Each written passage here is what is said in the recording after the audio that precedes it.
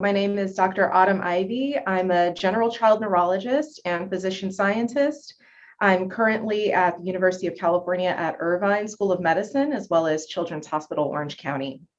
So my research investigates how early life experiences, and specifically the experiences of early life chronic stress, as well as exposure to early life exercise, can influence how the brain functions and develops over time. And we are specifically interested in how these experiences of stress and exercise can influence cognitive function and executive functions, very specifically learning and memory.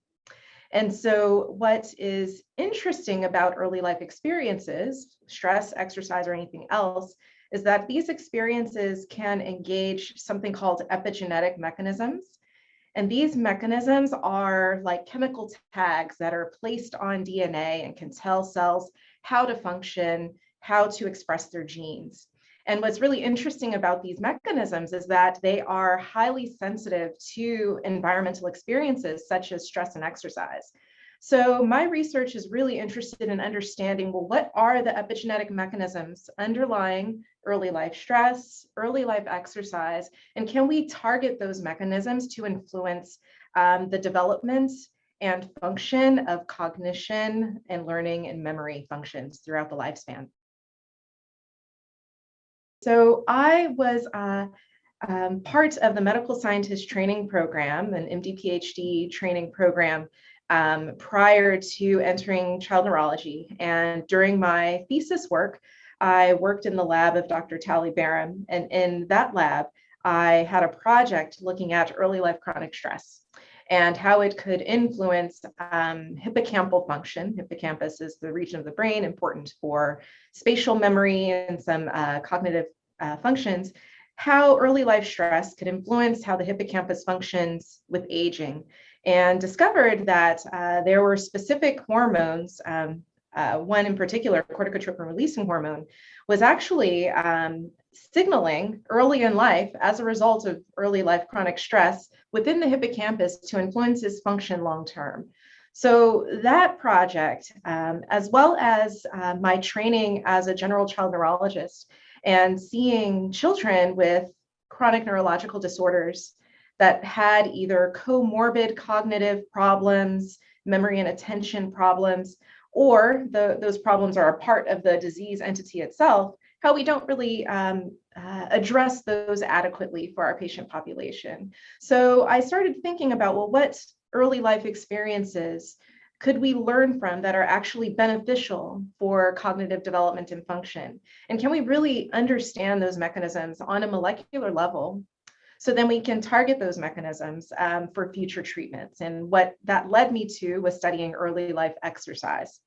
And although early life exercise has been, or I should say exercise in general, has been studied in preclinical rodent models, and we understand a lot of the mechanisms in the brain by which exercise can influence brain function, not a lot of attention has been paid to early life exercise or exposure to physical activity, and specifically aerobic physical activity during early life, and how that can actually change how neurons, brain cells function early in life, as well as how they integrate into the larger circuitry of the brain and how they function within that circuitry throughout the lifespan. And so that's really the impetus of the work that I do now, is kind of merging what I did in graduate school, my interests in general child neurology, as well as neurologic outcomes and cognitive outcomes for my patient population.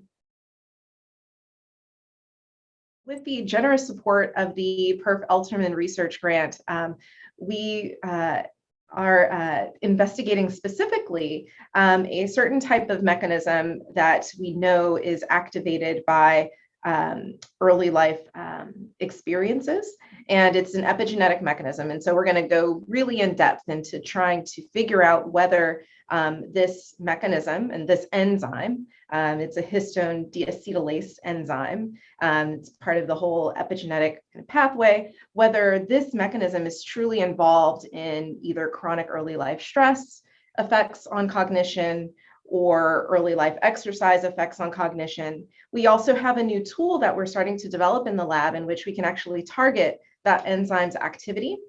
And we can target it for a specific duration and in a specific brain region and see if that mechanism is actually required for the outcomes, the cognitive outcomes after exposure to early life stress, early life exercise, or using exercise as an intervention after early life chronic stress to see if we can offset the cognitive sequelae of stress on cognitive function. I do believe strongly in the broad-reaching implications for this type of preclinical basic science work. And I'm so thrilled. And again, it's really a privilege to be able to do this work and be a part of a community that values these basic mechanistic understandings of how neurological systems develop over time and inform brain function in adulthood throughout the lifespan and inform quality of life of our patients.